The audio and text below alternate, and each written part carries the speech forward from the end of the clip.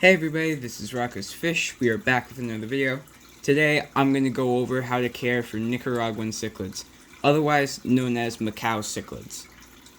These fish do get a little big, but they're very pretty, as you'll see in this video, and they're just all around a good fish to keep. So you should learn how to take care of them, if you want to get one. So without further ado, let's get on to the video. Nicaraguan cichlids usually get around 10 inches for males, but for females, they usually get around 8 inches. So I would keep a female in roughly a 55-gallon tank, and I would keep a male in a 75-gallon tank. But if you wanted a breeding pair, or multiple of these guys, I would put them in about a 100-gallon tank, just so they have enough room and enough space.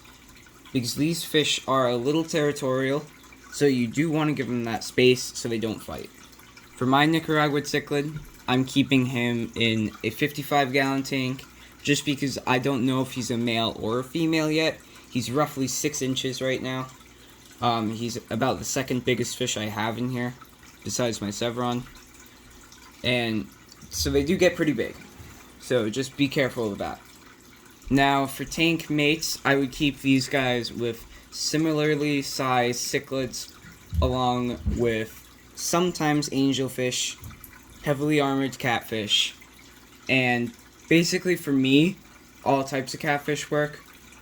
But for the first few months with keeping one, I would be very careful with what you put them with, because in my case, the Nicaraguan cichlids, they usually attack smaller cichlids like rams and sometimes angelfish. But for me, I have 4 angelfish in this tank and 1 Nicaraguan cichlid, and they all work out fine. So certain scenarios work differently than others, but roughly I wouldn't keep these guys with angelfish. And again, the only reason I'm keeping them with angelfish is because they get along fine. But don't keep these guys with angelfish or rams or other tiny cichlids, just because they'll fight.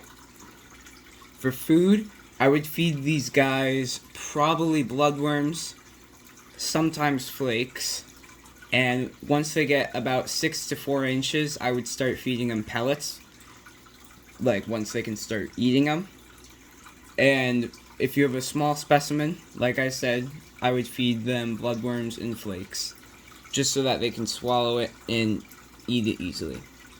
For water pH, I would keep them in a pH of around 7, but they could handle pHs of 6.5 to 7.5. But for me, I would keep them in a pH of just about 7. For water temperature, I would keep these guys in about 78 to 82 degree water, because they do better in warmer, semi-warmer water in my cases. But I would keep them in roughly 78 to 82 degree water. Decorations for these guys, I would put a lot of top floating plants. I would also put a lot of tall plants like you see around here, because if you do have other cichlids, they may fight, but very rarely. But if they do, if you have really tall, long plants, they can kind of separate. And you do have to give them a lot of room, or else they will get a little stressed out. But other than that, you can really keep them in kind of any type of decoration, in the aquarium. But I would roughly keep them in a large area and with a lot of top floating plants like I have, and a lot of long plants. And they can be fake or real. And that's it for the video. So if you guys enjoy, make sure to like, subscribe, and hit the bell so that I can get more subscribers.